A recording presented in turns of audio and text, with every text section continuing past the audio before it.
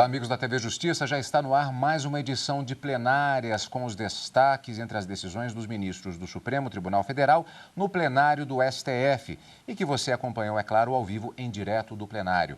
Hoje com o destaque das sessões dos dias 11 e 12 de dezembro de 2012. Mais exatamente, um único processo em um julgamento histórico, a DPF número 54. Processo reconhecidamente histórico, Karina, pelos próprios ministros do Supremo Tribunal.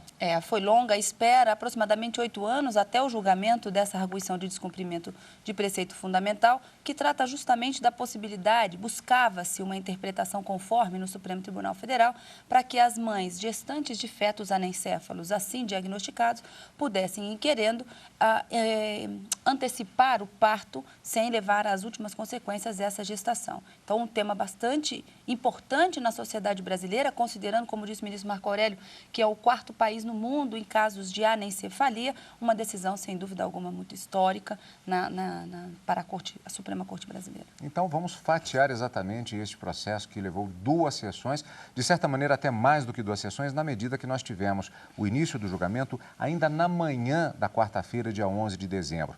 É a DPF número 54, relatoria do ministro Marco Aurélio, requerente Confederação Nacional dos Trabalhadores na Saúde, CNTS.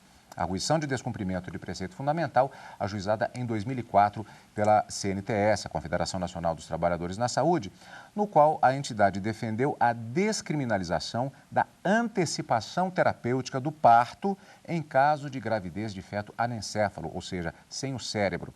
Karina, a CNTS pediu, como você já adiantou, uma interpretação conforme a Constituição para esta interrupção da gravidez quando da ocorrência de fetos anencéfalos, para que isso não fosse considerado crime. Qual a alegação da CNTS? Os argumentos trazidos foi porque o Código Penal, que é da década de 40, ele prevê apenas 2 possibilidades de aborto, ou seja, de interrupção da gravidez quando nós temos um feto saudável, mas a mãe pode escolher e isso não seria considerado crime naquelas 2 únicas hipóteses. Acontece que a Constituição Federal, ela traz princípios que garantem a dignidade da pessoa humana, a proibição da tortura, de tratamento cruel, e todos esses argumentos foram trazidos nessa arguição de descumprimento de preceito fundamental para justificar o pedido de interpretação da lei penal conforme a Constituição e os princípios que ela estabelece.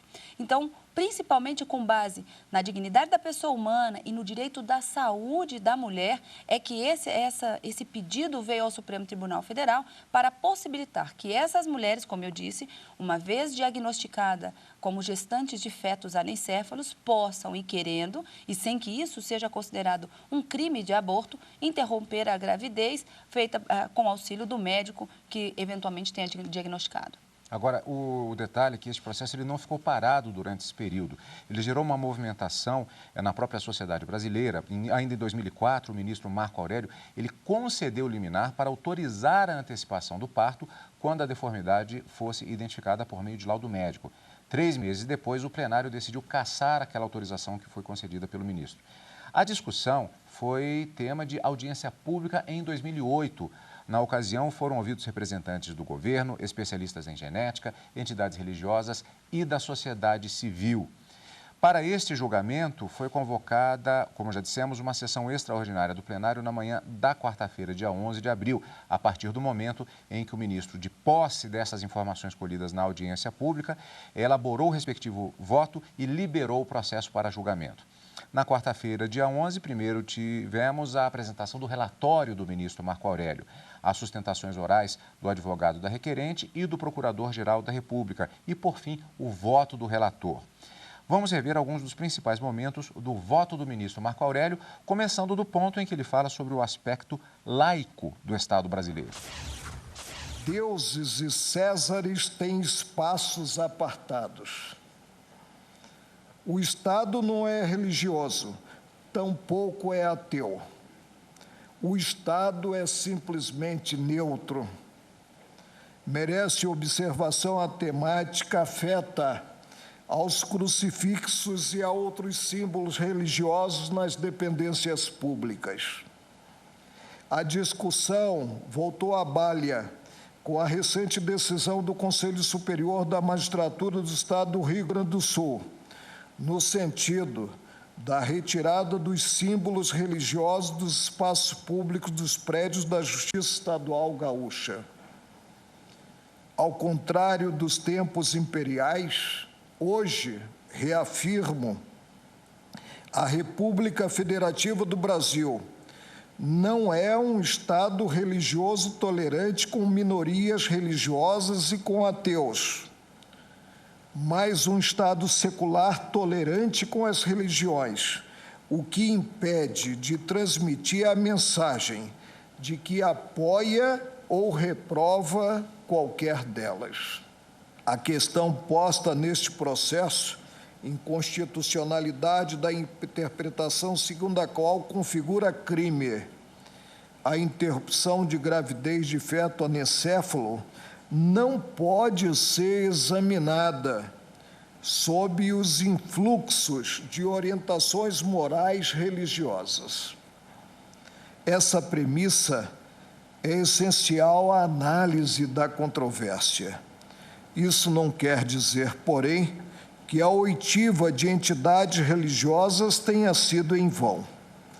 Como bem enfatizado no parecer da Procuradoria-Geral da República e também da tribuna pelo Dr. Luiz Roberto Barroso, relativa ao mérito desta arguição de descumprimento de preceito fundamental, numa democracia não é legítimo excluir qualquer ator da arena de definição do sentido da Constituição.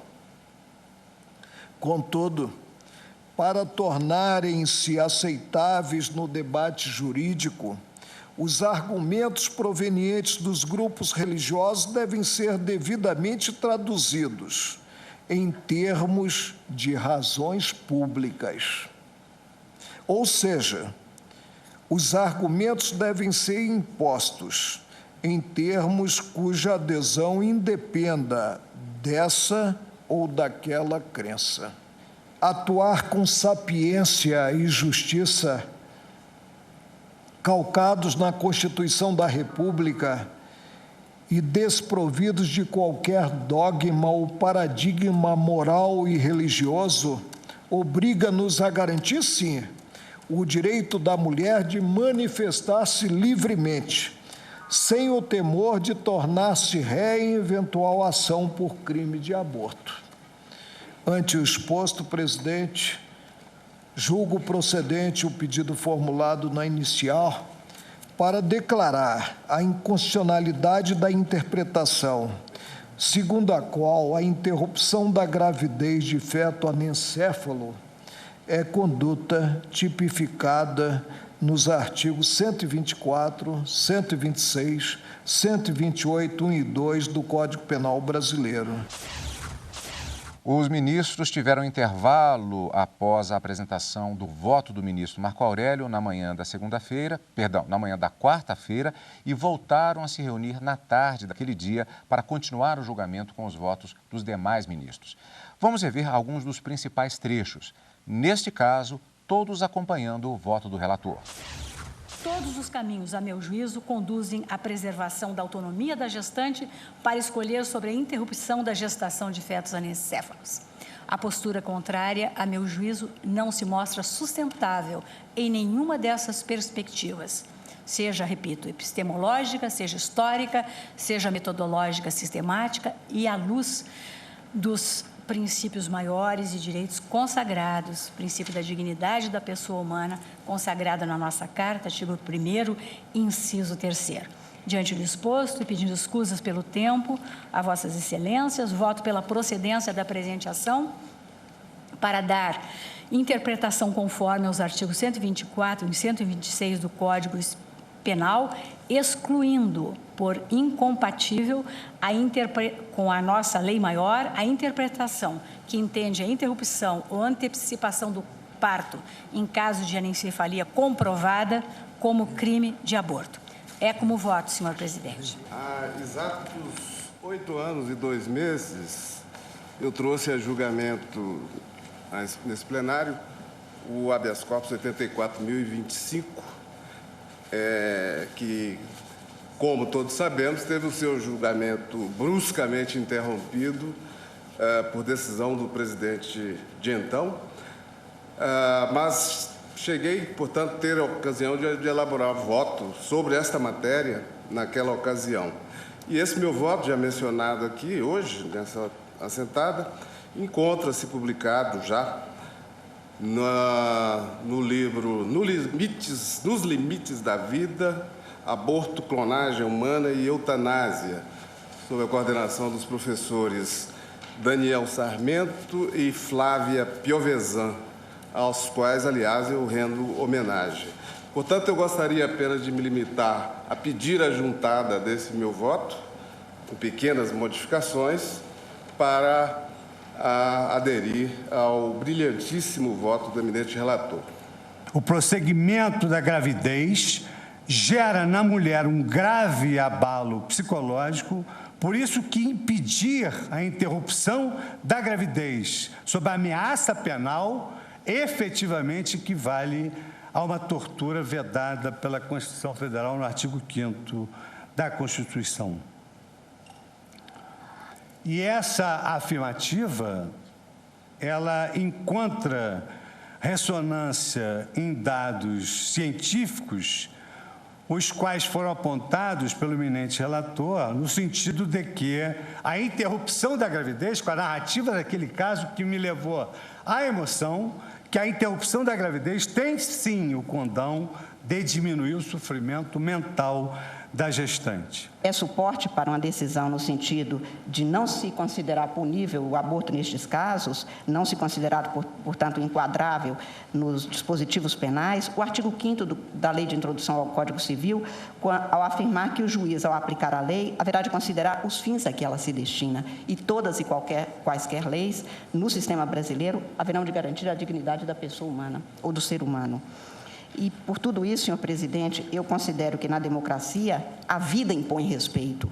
E, neste caso, eu tenho um feto que não tem perspectiva de vida. E, de toda sorte, eu tenho outras vidas que dependem exatamente da decisão que possa ser tomada livremente por esta família, por esta mulher, por este pai, exatamente no sentido de garantir a continuidade livre de uma vida digna, razão pela qual, senhor presidente, eu voto pela procedência da arguição de descumprimento do preceito fundamental, considerado exatamente os termos do pedido, ou seja, não se considerar crime esta interrupção da gravidez. É como voto, senhor presidente, faça a juntada do voto.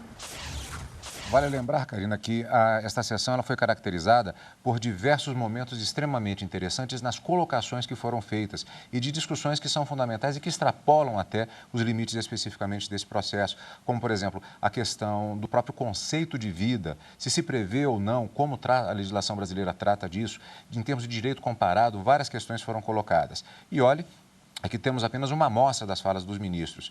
E isto foi apenas na sessão da quarta-feira. Ainda naquela sessão, a divergência foi aberta pelo ministro Ricardo Lewandowski.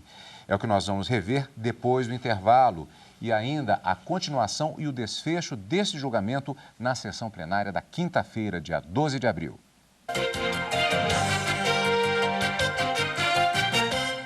Plenárias está de volta com o destaque da semana entre os julgamentos do plenário do Supremo Tribunal Federal. Na realidade, um único julgamento mobilizou não apenas o Poder Judiciário, mas toda a sociedade brasileira. Os ministros se reuniram na manhã da quarta-feira para o início do julgamento da DPF número 54, que tratou da interpretação conforme a Constituição da possibilidade de interrupção da gravidez de forma terapêutica em caso de registro de fetos anencéfalos. Na manhã da quarta-feira tivemos o relatório, sustentações orais e o voto do ministro relator Marco Aurélio.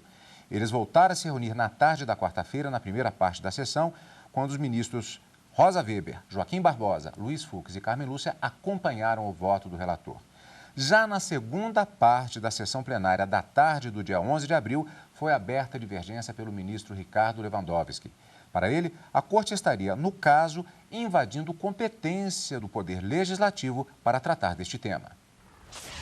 Qualquer excesso no exercício desse delicadíssimo mistério trará como consequência a usurpação dos poderes atribuídos pela Carta Magna e, última análise, pelo próprio povo aos integrantes do Congresso Nacional.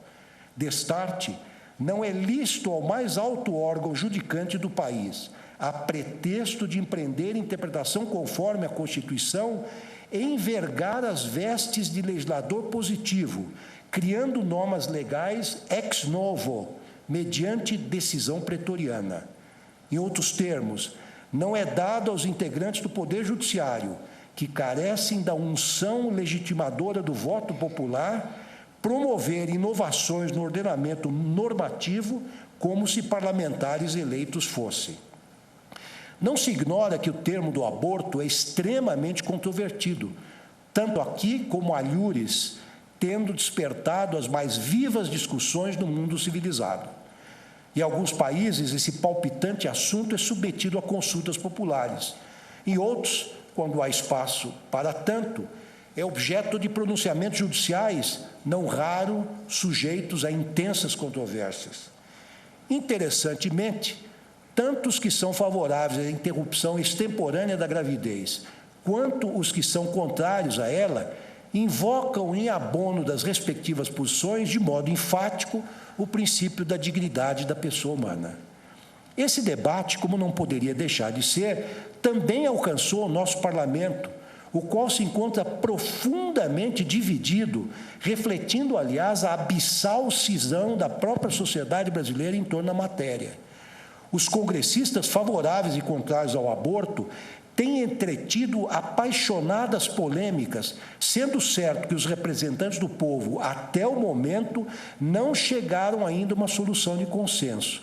Por essa razão, continua em vigor o texto da legislação penal que, como visto, não admite, dada a clareza de seu enunciado, a ampliação das hipóteses do chamado aborto terapêutico pela via da exegese. Por todo exposto e considerando especialmente que a autora, ao requerer ao Supremo Tribunal Federal que interprete extensivamente duas hipóteses restritivas de direito, em verdade, pretende que a Corte elabore uma norma abstrata, autorizadora do aborto dito terapêutico nos casos de suposta anencefalia fetal. Em outras palavras, que usurpe a competência privativa do Congresso Nacional para criar na espécie outra causa de exclusão de punibilidade ou, o que é ainda pior, mais uma causa de exclusão de ilicitude, julgo improcedente o pedido.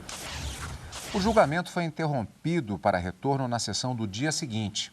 Na quinta-feira, dia 12 de abril, a sessão foi iniciada, reiniciando-se este julgamento com o voto do ministro Aires Brito. Lembrando que, a esta altura, faltava um voto para se completar a maioria de 6 votos necessários para considerar a procedência da DPF 54. Vamos rever trecho do voto do ministro. Eu dou pela aplicação, como fez o ministro Marco Aurélio, da técnica da interpretação conforme, devido a essa polissemia ou a essa base significativa plural desse conjunto de dispositivos do Código Penal, e entendo que a situação aqui é de atipicidade. Não se pode dar a esse conjunto normativo penal interpretação que conduza à caracterização como aborto, né? A parte final do voto do ministro Marco Aurélio me pareceu, se Sua Excelência me permite, de uma clareza meridiana, solar. Não se pode tipificar esse direito de escolha como caracterizador do aborto proibido pelo Código Penal. E de Sua Excelência, o ministro Marco Aurélio, ante o exposto, julgo procedente o pedido formulado na inicial para declarar a inconstitucionalidade da interpretação segundo a qual a interrupção da gravidez de feto anencéfalo é conduta tipificada nos artigos 124, 126, 128, incisos 1º e 2º do Código Penal brasileiro. É como voto data vênia de entendimento contrário. Com este voto, ficou completa a maioria necessária para se fechar o entendimento favorável à possibilidade de a mulher interromper a gravidez de um feto anencéfalo sem ser criminalizada. Ainda faltavam, de qualquer forma, os votos dos ministros Gilmar Mendes, Celso de Mello e do presidente César Peluso. É o que nós vamos rever agora a partir do voto do ministro Gilmar Mendes, que acompanhou o relator, mesmo fazendo algumas ressalvas. O ministro Celso de Mello também votará, consolidando a maioria. O ministro-presidente César Peluso acompanhou a divergência aberta pelo ministro Ricardo Lewandowski, começando com o ministro Gilmar Mendes. Faço, a meu ver, porém, uma imprescindível ressalva. É que as decisões manipulativas de efeitos aditivos, como essa que se propõe, devem observar limites funcionais claros. Isto é, elas devem submeter-se à liberdade de conformação do legislador, que poderá a qualquer tempo reparar sua omissão quanto ao assunto. Desse modo, é preciso reconhecer que a decisão desta Corte não impedirá o advento de legislação sobre o tema, devendo antes servir de estímulo à atuação do legislador. Assim, presidente, com essas considerações, voto no sentido da procedência da arguição de descumprimento de preceito fundamental para dar interpretação conforme a Constituição, com esses efeitos aditivos, e para estabelecer que não se pune o aborto praticado por médico com o consentimento da gestante se o feto padece de anencefalia. Para o cumprimento desta decisão, parece-me indispensável que as autoridades competentes regulamentem adequadamente, com normas de organização e procedimento, o reconhecimento da anencefalia. Enquanto pendente de regulamentação, a anencefalia deverá ser atestada por no mínimo 2 laudos diagnósticos produzidos por médicos distintos e segundo técnicas de exame atuais e suficientemente seguras. Julgo, então, integralmente procedente para confirmar o pleno direito da mulher gestante de interromper a gravidez de feto comprovadamente portador de anencefalia. Então, dando interpretação conforme à Constituição, aos artigos 124, 126 caput e 128, incisos 1º e 2º, todos do Código Penal, dou interpretação para que, sem redução de texto, seja declarada a inconstitucionalidade com eficácia erga omnes e efeito vinculante de qualquer outra interpretação que obste a realização voluntária de antecipação terapêutica de parto de feto anencefálico, desde que essa malformação fetal seja diagnosticada e comprovadamente identificada por profissional médico legalmente habilitado, reconhecendo-se à gestante o direito de se submeter a tal procedimento, sem necessidade de prévia obtenção de autorização judicial ou de permissão outorgada por qualquer outro órgão do Estado. O caso representa uma tentativa, a meu ver, de contornar a má vontade que o Congresso Nacional tem de reconhecer a atipicidade, a licitude, o excludente de punibilidade deste caso. É o Congresso Nacional que não quer assumir essa responsabilidade, porque tem motivos para fazê-lo. Não quero discutir tais motivos. E, como resulta daí uma inviabilidade de se concretizar a emanação de uma norma jurídica que viesse a relativizar a vida, nesse caso específico, ainda que ficasse sujeita ao depois, ao crivo dessa Suprema Corte, é que esta DPF aparece como uma maneira de transpor aos ombros e a responsabilidade desta Corte de abrir uma exceção ao resguardo da vida humana. E são estas as razões pelas quais, com maior respeito, não apenas as razões humanas legítimas às quais eu me associo, de todas as mães que têm essa situação absolutamente lamentável de trazer no seu ventre um feto cuja vida extrauterina é de probabilidade restrita, e não obstante também o respeito que eu tenho a todas as razões contrárias, impostas pela douta maioria já formada, é que desta feita eu não posso sequer encerrar meu voto dizendo que talvez nesse caso a douta maioria tenha razão. Desta vez, pesa-me dizê-lo que não posso reconhecê-lo. E por isso eu julgo totalmente improcedente a ação.